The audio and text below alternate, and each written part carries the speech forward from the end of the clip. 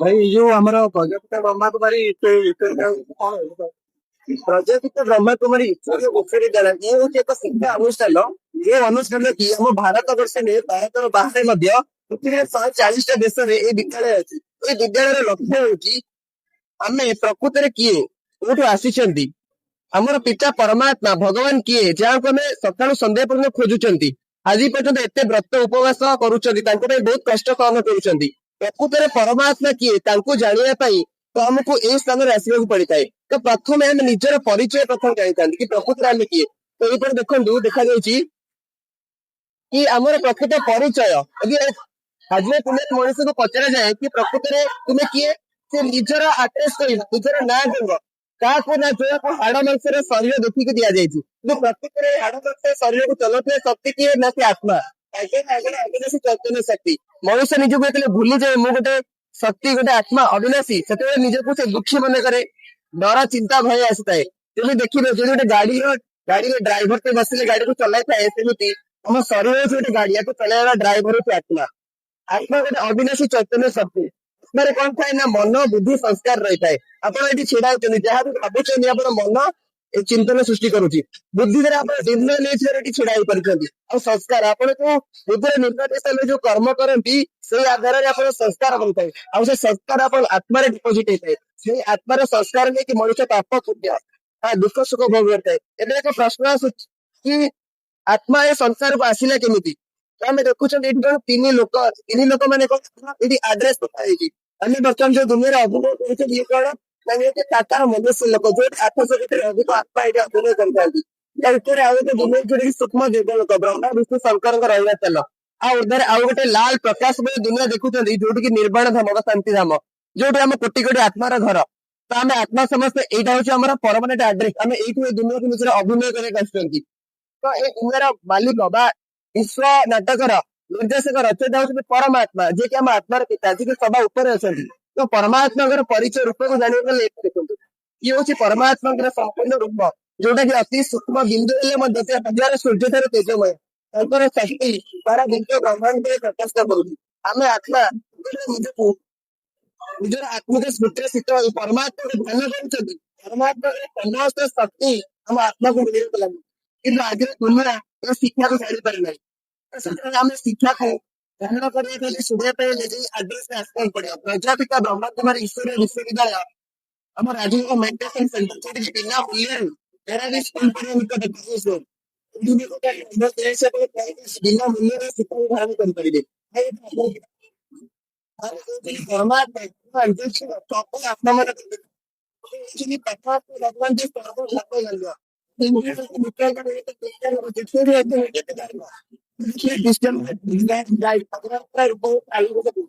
ଆପଣ ମାନେ ଆଲ୍ଲାह ନୂର ନିଜ ନିରାକାର ମାନେ ଏ ଓମ୍ ଟାଇମ୍ ଚକ୍ର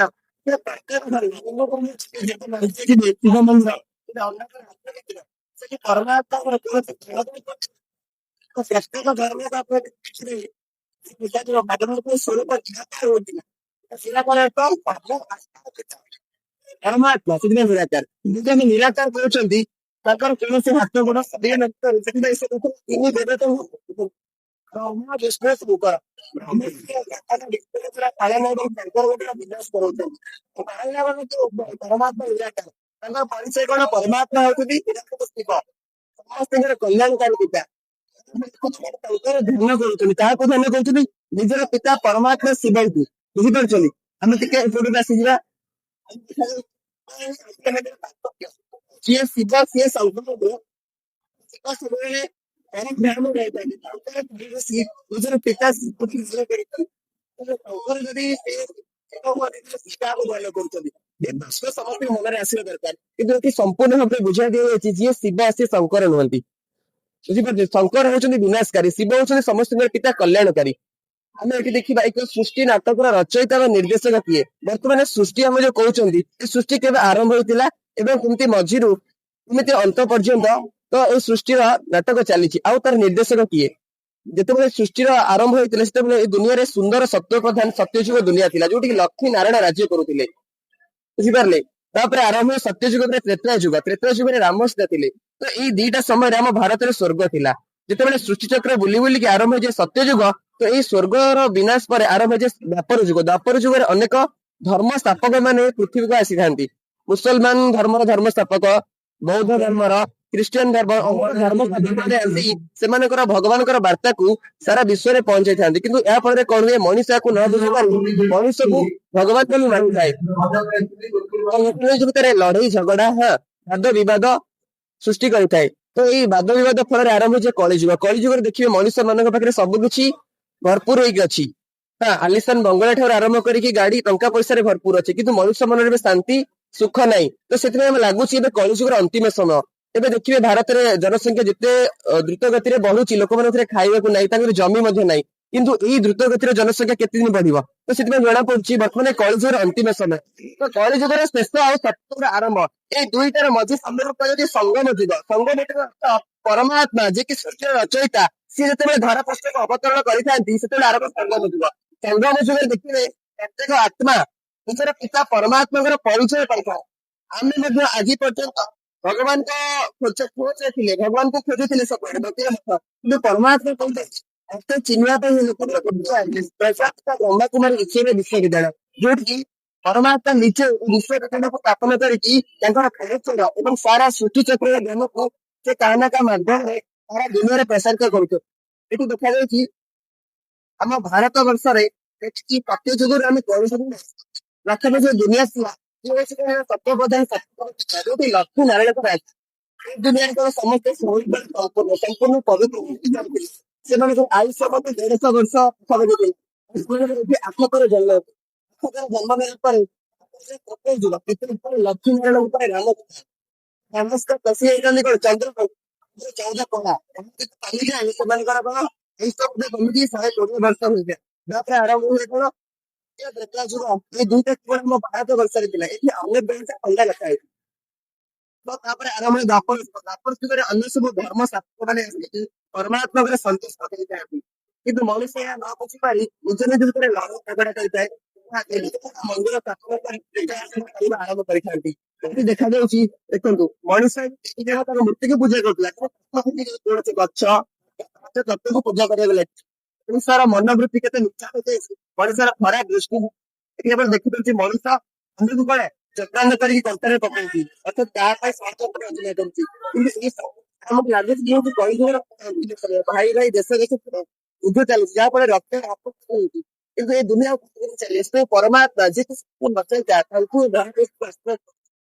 ଯିଏ ପରମ ଧାମ ନିବାସୀ, ସିଏ ଯେତେବେଳେ ଆସନ୍ତି ଧରା ପୃଷ୍ଠକୁ ଦେଖାଯାଉଛି ସାଧାରଣ ବୃଦ୍ଧ ମାନବ ବସ୍ତୁ ତାଙ୍କ ଦ୍ଵାରା ଧଳା ବସ୍ତ୍ର ପିନ୍ଧିକି କଣ ତପସ୍ୟା କରୁଛି, ତାଙ୍କ ଦ୍ଵାରା ଜ୍ଞାନକୁ ସାରା ବିଶ୍ୱରେ ସେ ପ୍ରସାରିତ, ତ ଯାହାକୁ ଆମେ କହୁଛନ୍ତି ପ୍ରତ୍ୟକ୍ଷ ବ୍ରହ୍ମାକୁମାରୀ ଈଶ୍ୱରୀୟ ବିଶ୍ୱବିଦ୍ୟାଳୟ।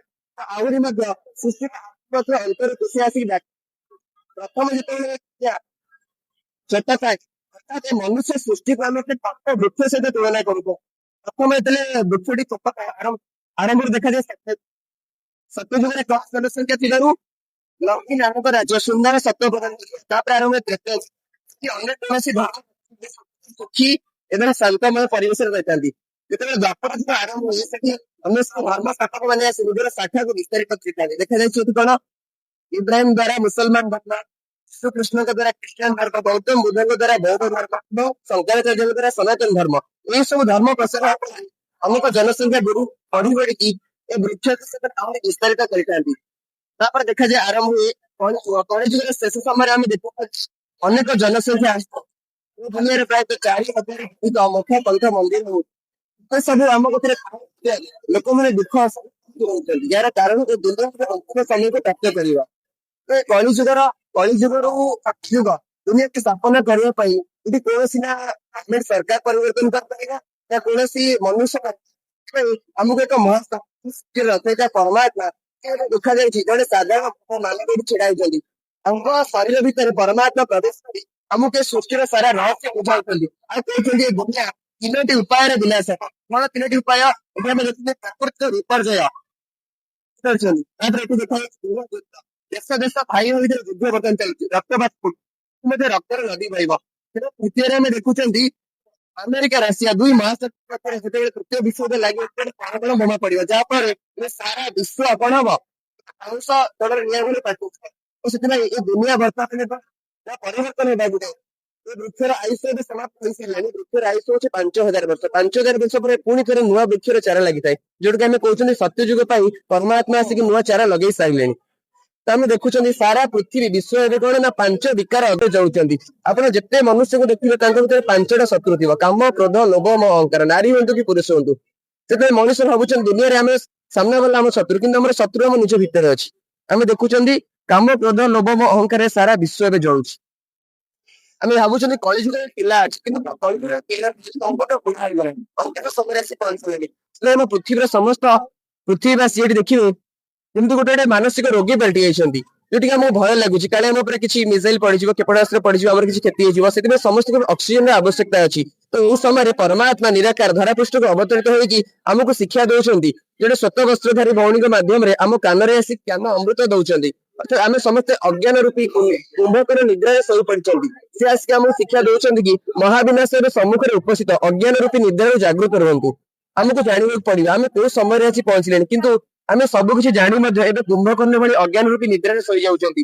ସେଥିପାଇଁ ଆମର ମଧ୍ୟ ବିନାଶ ହେଇଯିବ। କିନ୍ତୁ ବିନାଶ ହେବା ପୂର୍ବରୁ ପରମାତ୍ମା ଆସିକି ଆମକୁ ଜାଗ୍ରତ କରୁଛନ୍ତି, ଅଜ୍ଞାନ ରୂପୀ ଅନ୍ଧକାରରେ ଜାଗ୍ରତ ହୁଅ, ଯାହା ଫଳରେ ତୁମର ଏଇ ଆସୁଥିବା ନୂଆ ସତ୍ୟଯୁଗ ଦୁନିଆରେ ମଧ୍ୟ ତୁମେ ସ୍ଥାନ ପାଇପାରିବ। ଆମେ ଏଠି ଦେଖୁଛନ୍ତି ପରମାତ୍ମା ଆସିକି ଆମକୁ ରାଜଯୋଗ ଶିଖଉଛନ୍ତି। ରାଜଯୋଗ କଣ?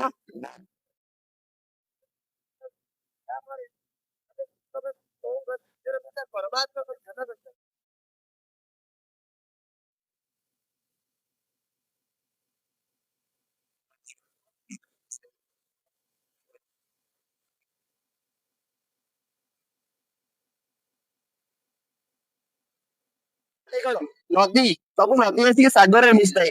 ସାଗରର ହୃଦୟ ଯେହେତୁ ବିଶାଳ, ସେଥିପାଇଁ ତା ଭିତରେ କୌଣସି ଆବର୍ଜନା କିଛି ରଖେ ନାହିଁ, ଜଣା ପଡେ ନାହିଁ। ସେମିତି ଆମେ ଏଇ ଦୁନିଆରେ ରହିକି ମଧ୍ୟ ଆମ ଦିଲକୁ କଣ ବିଶାଳ ହୃଦୟ କରିବା। ତାପରେ ଦେଖାଯାଉଛି ପରଖିବାର ଶକ୍ତି। ତ ଏଇ ପରଖିବାର ଶକ୍ତି କେମିତି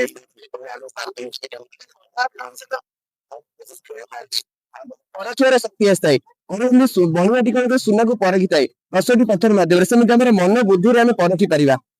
ଯେହେତୁ ଆମ ଭିତରେ ପରମାତ୍ମାଙ୍କ ଶକ୍ତି ଅନୁଭବ କରିବା, ସେଇ ଶକ୍ତି ଆଧାରରେ ଆମେ ଠିକ ଭୁଲ କିଏ କଣ ଆମ ସାମ୍ନାକୁ ଆସୁଥିବା ବ୍ୟକ୍ତିକୁ ମଧ୍ୟ ପରଖି ପାରିବା।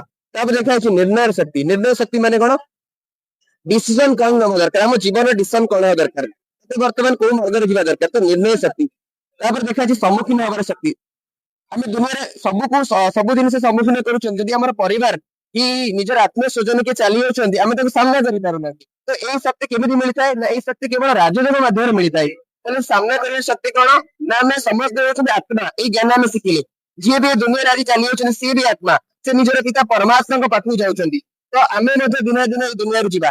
ଏଇ ସମ୍ମୁଖୀନ କରିବା ଶକ୍ତି କେବଳ ରାଜଯୋଗ ମାଧ୍ୟମରେ ମିଳିଥାଏ। ତାପରେ ଦେଖନ୍ତୁ ସହଯୋଗର ଶକ୍ତି। ଆପଣ ମାନଙ୍କ ଭଳି ଏଇ ଯୋଉ ଜ୍ଞାନର ବାର୍ତ୍ତା ଯଦି ଏବେ ସାରା ଦୁନିଆକୁ ସନ୍ଦେଶ ପହଞ୍ଚିବ କି ଭଗବାନ ଏ ଧରା ପୃଷ୍ଠକୁ ଆସି ସାରିଛନ୍ତି, ତ ଆମ ସମସ୍ତଙ୍କୁ ପରିବର୍ତ୍ତନ ହବାକୁ ପଡିବ। ସମସ୍ତଙ୍କର ଗୋଟେ ଗୋଟେ ଆଙ୍ଗୁଳିରେ ସହଯୋଗ ଦରକାର। ଗୋଟେ ଗୋଟେ ଆଙ୍ଗୁଳିରେ ସହଯୋଗରେ ପର୍ବ ଥିଲା, ଆମେ ସମସ୍ତଙ୍କର ଗୋଟେ ଗୋଟେ ଆଙ୍ଗୁଳିର ସହଯୋଗ ଦରକାର। ଯାହା ଫଳରେ ଏବେ କଳିଯୁଗ ବଡ ପର୍ବତ ମଧ୍ୟ ଉଠି ଯାଇପାରିବ। ଦେଖାଯାଉଛି ସଂକୋଚନର ପ୍ରସାରଣ କରିବା ଶକ୍ତି। ଆପଣ ଦେଖିଥିବେ ଯେତେବେଳେ କଣ କରେ ନା ନିଜର ହାତ ଗୋଡ ଅର୍ଥାତ୍ ଆମେ ଦୁନିଆରେ ରହିକି ଯେତେ ବି ବଡ ବିସ୍ତାର କଥା ଶୁଣିବା ତାକୁ ସ୍ଥାର ରୂପରେ ଜଟିଲା ବଣକୁ ଆମେ ରାଜଯୋଗ ମାଧ୍ୟମରେ ପ୍ରାପ୍ତ ହଉଛି। ତାପରେ ଦେଖନ୍ତୁ ଏକତ୍ରୀକରଣ ଶକ୍ତି। ଆମେ ଯେତେବେଳେ କୌଣସି ଜାଗାକୁ ଯିବା କଣ ନିଜର ସବୁ କିଛି ସାମାନକୁ ଆଗରୁ କଣ ସାଇତିକି ରଖୁଛନ୍ତି। ବର୍ତ୍ତମାନ ଏବେ ଘୋର ମହା କଳିଯୁଗ ସମୟ, ଆମକୁ ଏବେ ପୁଣି ଥରେ ନୂଆ ସତ୍ୟ ଅର୍ଥାତ୍ ଆମର ନିଜ ପଡିବ। ସେଥିପାଇଁ ଆମେ ସବୁବେଳେ ମନ ଦୁନିଆରେ କଣ ଏକତ୍ରୀକରଣ। ବର୍ତ୍ତମାନ ଆମକୁ ଯାହା ବିଷୟରେ ପୁରୁଣା ସବୁ ଚିତ୍ତ କରି ମାତ୍ର ନିଜର ପିତା ପରମାତ୍ମା ଆସିଛନ୍ତି, ପୁଣି ଥରେ ତାଙ୍କ ପାଖକୁ ଯିବା। ଏଇଟା କେବଳ ରାଜଯୋଗ ମାଧ୍ୟମରେ ସମାପ୍ତ ହେଇପାରିବ। ସେଥିପାଇଁ ଆମେ ବାର ବାର ସବୁବେଳେ କହୁ ପ୍ରଜାପିତା ବ୍ରହ୍ମକୁମାରୀ ଈଶ୍ୱରୀୟ ବିଶ୍ୱବିଦ୍ୟାଳୟ ଏକମାତ୍ର ସ୍ଥାନ, ଯୋଉଠିକି କେବଳ ପରମାତ୍ମା ନିରାକାର ଆସି ସେ ତାଙ୍କ ସୃଷ୍ଟି ପରିବର୍ତ୍ତନର କାର୍ଯ୍ୟ କରୁଥିଲେ। ଏଇ ଆଡ୍ରେସରେ ଆମକୁ ଜ୍ଞାନ ପାଇବାକୁ ହେଲେ ଜ୍ଞାନ ଆମକୁ ବିନା ମୂଲ୍ୟରେ ଦିଆଯାଉଛି। ସେଥିପାଇଁ ଆମକୁ କଣ କରିବାକୁ ପଡିବ, ପ୍ରତ୍ୟେକ ସପ୍ତାହ 7 ଦିନ ସମୟ କାଢିବାର ସମୟ ଦେଇ ପ୍ରତିଦିନ ଅର୍ଧଘଣ୍ଟା ଆମକୁ ଏଇ ଶିକ୍ଷାଟା ଆମକୁ ସମୟ ଦେବାକୁ ପଡିଥାଏ। ତା ମଧ୍ୟରେ ଆମେ ଯେତେବେଳେ ବି ଫ୍ରି ରହୁଛନ୍ତି ସମୟ କାଢି ଯେତେବେଳେ ଆମେ ଶିକ୍ଷାକୁ ଧାରଣ କରିବା, ତ କଣ ହବ ନା ଆମ ଆତ୍ମାର ଉନ୍ନତି ସହିତ ଆମ ସମାଜର ଉନ୍ନତି ହେବ। दुनिया पुणी थे जो नुआ सत्यजुग दुनिया थिला पुणी थे से दुनिया आम ही आनी पार बहुत बहुत धन्यवाद आपण